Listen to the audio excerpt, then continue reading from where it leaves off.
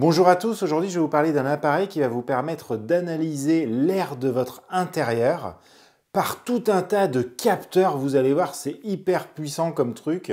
Et en plus, c'est compatible avec plein de protocoles domotiques. Il m'a été envoyé par la marque RQ et c'est le RQ Basic. Alors pourquoi Basic? Parce qu'il y a plein de versions avec plus ou moins de capteurs. Celui-ci, il a 10 capteurs. Alors il y en a vraiment beaucoup, mais parmi les principaux, on va pouvoir voir les particules fines, la quantité de monoxyde de carbone dans son habitat, les produits chimiques. On va même pouvoir déterminer s'il y a quelqu'un de présent dans une pièce tellement les capteurs sont sensibles. Donc grosso modo, si on en parle comme ça, on a l'impression que c'est l'objet parfait, mais vous allez voir quand même qu'il y a quelques points qui sont améliorés et quelques points qui m'ont un petit peu choqué. Donc il nous arrive dans cette boîte-là, c'est très quali, il n'y a rien à dire. On a une petite notice, alors où il n'y a pas le français, on n'a que l'allemand et l'anglais. Et oui, puisqu'il est fabriqué en Allemagne, donc c'est quand même pas mal, ça fait pas chinoiserie. On a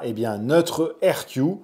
On va revenir dessus tout à l'heure. Et puis son alimentation, 5 volts, 550 mAh, donc 2,75 watts. Donc ça ne bouffe pas beaucoup d'énergie. Et puis on a un long câble pour pouvoir le brancher au secteur. Et qui est franchement quali, comme tout le produit. Qui est tressé, très joli. Enfin très joli, on s'en fout pour un câble. Mais en tout cas, on voit que c'est pas une chinoiserie. Donc je vais le brancher pour vous montrer un peu comment il fonctionne. Alors, quand on l'a dans les mains, ça fait pas très quali quand même, puisqu'il est tout aéré. Forcément, il faut que l'air arrive à rentrer à l'intérieur pour accéder au capteur. Le dessous est très ajouré. On voit le circuit électrique. Bon, après, vous branchez votre câble d'alimentation ici. Vous avez ici un petit bouton de réinitialisation dont vous aurez peut-être besoin au moment où vous allez l'installer. Alors moi, je l'ai déjà installé. Alors je l'ai même installé plein de fois parce que j'ai fait pas mal de tests pour l'inclure dans pas mal de systèmes domotiques. Comme vous pouvez le voir, sur le côté, on va avoir des LED qui vont être complètement paramétrables. On va en reparler tout à l'heure quand on va être dans l'application. Donc pour vous connecter à notre analyseur d'air, vous avez plusieurs manières. Donc la première, ça va être depuis l'application RQ que vous pouvez télécharger sur iOS ou sur Android. Pour vous connecter, ça va être franchement très simple. Quand vous êtes en distance de Bluetooth, vous vous connectez, vous êtes super guidé dans l'application. C'est vraiment pas la peine que je vous le montre. Après, l'appareil va se connecter à votre réseau Wi-Fi. Et puis, pour le consulter, vous pourrez, depuis votre smartphone, si vous êtes sur le même réseau Wi-Fi, voir les données qui sont remontées par notre analyseur. Après, vous pouvez activer le cloud qui va vous permettre après d'accéder à toutes les données du capteur, même si vous êtes en dehors de chez vous. Mais vous n'êtes pas obligé de le faire. Si vous n'activez pas le cloud, les données vont rester en local. Donc pour votre vie privée, si vous préférez, c'est quand même pas mal. Et vous n'êtes même pas forcément obligé de créer un compte pour vous connecter. Ça aussi, c'est un plus. Donc grosso modo, qu'est-ce qu'on va avoir sur l'écran principal? On va retrouver deux critères qui sont évalués. Le premier, ça va être la santé. Est-ce que l'air que je respire est dangereux pour moi? Et après, un onglet performance où là, ça va être est-ce que l'air dans lequel je suis me permet d'être performant dans ma vie de tous les jours? Et puis, on voit au milieu un indicateur clair. Vous voyez là que la qualité de l'air où je suis est à 81% bonne. Voilà, j'imagine que l'air parfait est à 100%. Et pourquoi elle n'est pas bonne? On a une information. L'humidité relative est trop élevée. Si je clique dessus, je vais avoir plein d'informations.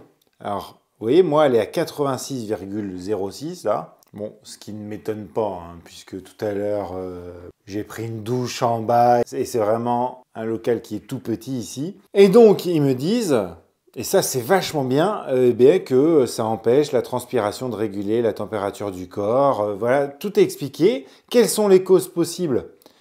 Ça m'explique pourquoi j'ai une humidité relative trop élevée et qu'est-ce que je peux faire pour baisser ça. Et ça, je trouve ça vachement bien. Ce n'est pas juste un appareil qui va vous faire remonter des informations, il vous donne des conseils. Donc ça, c'est assez cool. Donc ça, c'est au niveau de la santé. Et puis après, au niveau des performances. Là, ça va être la même chose. La qualité de l'air là est un peu limitée. Et tout ça, eh bien, c'est dû à l'humidité qu'il y a de trop. Et après, en descendant, vous voyez en détail toutes les mesures des différents capteurs du RQ. Le dioxyde de carbone, le COV, le monoxyde de carbone, les particules fines PM1, les PM2.5, les PM10, le bruit. Vous voyez, là, je suis en train de parler, donc forcément, je fais pas mal de bruit. Le bruit maximum, l'humidité relative de l'air. Et ce qui est sympa, comme vous pouvez voir, eh bien, on a directement une courbe sur la petite tuile. Et donc, on voit si ça s'améliore, si c'est de pire en pire, d'un seul coup d'œil. Et ça, je trouve ça assez sympa. La pression atmosphérique, bon, le point de rosée, la température. Voilà, vous avez tout ça. Et au niveau de la réactivité, vous voyez, là, je suis en train de parler. Donc, on va monter au niveau bruit. On est à 84,6 décibels. Je vais m'arrêter de parler. On va voir en combien de temps ça remonte dans l'application. Voilà, c'est en quelques secondes. Puis après, en cliquant dessus, vous avez des informations sur les périodes que vous voulez. Vous voyez, sur 24 heures, comment ça a évolué. Vous pouvez même, en cliquant sur plus ici, choisir une date de début, une date de fin, et vous voyez l'évolution. Bon, ça déjà, c'est tout ce qu'on va avoir de base. Après, vous allez pouvoir paramétrer le truc à mort. Donc là, ça se fait dans Réglages en bas. Les réglages de base, vous alliez pouvoir régler la luminosité des LED. Après, vous avez le thème des LED. Vous voyez, par exemple, du côté gauche, je peux choisir quel indicateur je veux montrer. Donc, je vais vous montrer quelque chose qui va tout de suite vous parler. On l'avait déjà un petit peu ici. Mais c'est pas grave, je peux mettre par exemple le bruit. Et puis de ce côté-là, ici, je vais choisir le niveau du dioxyde de carbone. Allez, et là, j'enregistre. Et là maintenant, eh bien, quand je parle, vous voyez qu'ici, c'est en train de monter. Là, je suis en train de parler de plus en plus fort. Donc, hop, le voyez en train de monter. Si j'arrête de parler, voilà, vous voyez, c'est pas instantané, il faut 2 secondes. Et ici, on voit que je suis à 3 sur 1, 2, 3, 4, 5, 6, 7, 8, 9. Si je continue à parler devant, forcément ça va monter si je me mets comme ça. Voilà, je viens de souffler dessus. Le dioxyde de carbone est quasiment à fond. Regardez, le rouge maintenant est en train de passer au-dessus. Donc c'est quand même vachement réactif. Après, vous pouvez créer un mot de passe pour qu'il n'y ait que vous qui puissiez accéder aux données. Et là, vous avez un mode nuit pour que la nuit, vous puissiez baisser au maximum la luminosité, quasiment jusqu'à l'éteindre, pour ne pas que ça vous dérange quand vous dormez, par exemple, si vous le mettez dans votre chambre. Vous pouvez aussi désactiver tout ce qui est Wi-Fi et tout la nuit pour pas vous prendre des ondes la nuit. C'est toujours vraiment très axé sur la santé. Vous pouvez aussi éteindre le ventilateur. Il y a un petit ventilateur à l'intérieur, mais je dois vous avouer qu'il faut vraiment le mettre à l'oreille pour l'entendre.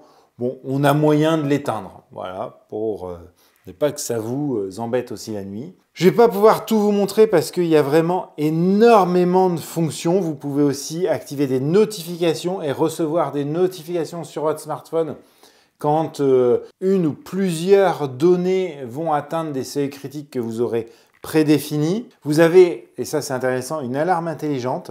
Si vous avez un endroit où vous n'allez pas souvent, une pièce où il n'y a jamais personne, vous pouvez activer une alarme d'accès. C'est-à-dire que lui, il va analyser, grâce à l'IA, le taux de dioxyde de carbone dans la pièce et au bout de 2-3 minutes, il va être capable de savoir s'il y a quelqu'un qui est dans la pièce. Vous pouvez aussi activer une alerte hors ligne et aussi recevoir une alarme s'il détecte il y a de la fumée de cigarette. Il est capable de détecter si ce qu'il capte, c'est de la fumée de cigarette ou pas. C'est quand même assez cool. Vous avez aussi une alarme incendie ou une alarme gaz. Ça aussi, hyper intéressant. C'est quand elle va se rendre compte qu'il a une température supérieure à 70 degrés ou un CO supérieur à 230. Voilà, il y a tout un tas de trucs qui lui permettent de déterminer s'il y a un incendie ou pas. Et aussi, au niveau du gaz, ça va être suivant toutes ces valeurs-là. Est-ce qu'elles sont pertinentes ou pas? Ça, franchement, je ne peux pas vous le dire. Voilà, tout ça, c'est vachement cool. Et puis, bien sûr, vous pouvez être prévenu sur votre smartphone si vous avez activé l'option cloud. Voilà, on a toutes ces fonctionnalités. Ce qui est important ici, je vous montre quand même ici sur l'information de l'appareil. Ici, vous avez l'adresse IP dans votre réseau, ce qui va vous servir pour ce qu'on va parler tout de suite. Et puis, autre chose intéressante, vous pouvez également éteindre l'RQ. Si vous voulez pas qu'il fonctionne pendant une période, vous pouvez l'éteindre. Donc tout ça, c'est chouette. Ça va vous permettre de connaître la qualité de l'air à votre domicile. Donc ça, c'est plutôt cool. Alors, il n'y a pas de certification IP. C'est pas pour le dehors, c'est vraiment pour l'intérieur. Ce qui va vachement nous intéresser, c'est l'intégration dans les systèmes domotiques. Et là, on va se retrouver devant mon PC pour vous expliquer un petit peu tout. Et je voulais vous montrer l'application. Il y a une web app qui existe. Donc depuis un ordinateur, vous pouvez accéder à toutes vos informations. Voilà, là j'accède directement au RQ comme sur l'application mobile. Je peux cliquer dessus. Je vais avoir toutes les informations. Exactement la même chose qu'on a sur l'application mobile avec des diagrammes. On va pouvoir vraiment choisir ce qu'on veut. On va voir les conseils comme sur l'application mobile. Une info sur tous les capteurs, à quoi ça sert, comment ça marche, c'est hyper intéressant. Vous pouvez après exporter, alors on est limité à 30 jours, vous pouvez aussi créer des widgets. Ouais, moi j'en avais créé un ici où je vois l'évolution de la température sans aller dans tous les capteurs. Bon, rien de révolutionnaire, mais c'est quand même assez cool d'y accéder depuis un ordinateur. Mais ce qui va vraiment nous intéresser avec un tel appareil, c'est de l'inclure dans un système domotique. Par exemple, on a trop de CO2, on allume un peu plus la VMC. Vous voyez, des choses comme ça que vous pourriez imaginer. On a trop de bruit, on baisse la chaîne IFI. Voilà, vous pouvez, après, c'est votre imagination qui va vous faire imaginer vos scénarios. Et donc là, RQ nous dit que c'est compatible avec tous ces systèmes-là, mais pas que.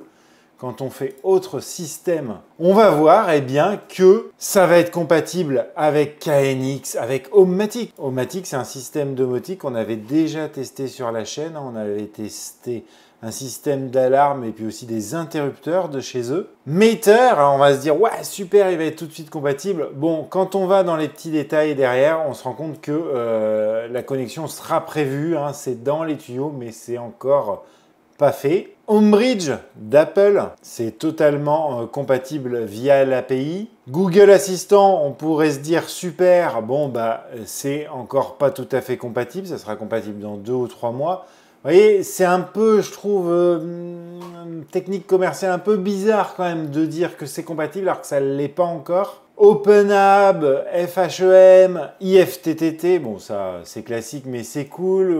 WiWX, je connais pas. Simcom, Node-RED, IO Broker, Home Assistant. Donc ça, bien sûr, je vais vous montrer ça tout à l'heure. Et l'assistant vocal d'Amazon. Et le problème avec l'assistant vocal d'Amazon, c'est que c'est encore pas disponible. J'ai essayé, on ne le retrouve pas. Et sur Home Assistant, je sais qu'il y a beaucoup de personnes que ça intéresse.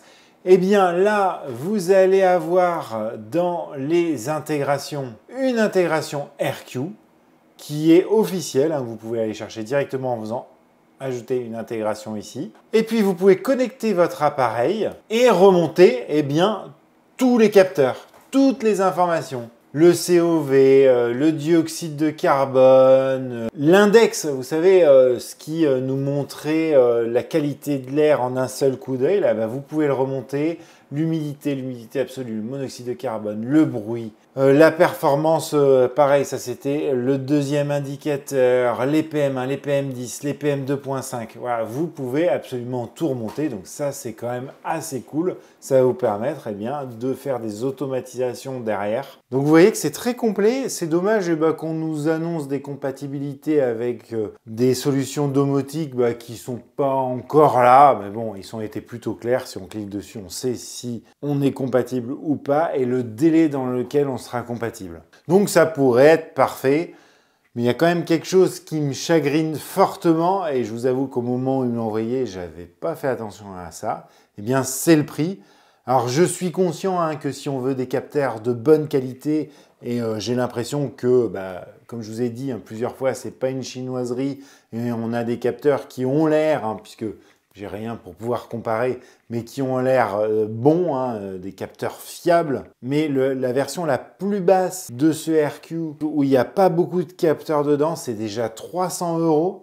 La version que là je vous ai présentée, elle est à 409 €, donc c'est quand même vachement cher. Alors peut-être que j'aurai un code promo, si j'en ai un, je vous le mettrai en description de la vidéo avec le lien si vous voulez en savoir plus sur ce RQ. C'est peut-être le prix de la compatibilité avec tous ces systèmes domotiques, parce que forcément il y a du développement derrière. Donc voilà, je vous laisserai regarder tout ça en description. N'hésitez pas à me dire ce que vous en pensez en commentaire, si pour vous le prix est justifié, si vous trouvez ça vraiment trop cher. Merci d'avoir regardé la vidéo jusqu'au bout et je vous dis à très bientôt sur Vintech. Allez, ciao!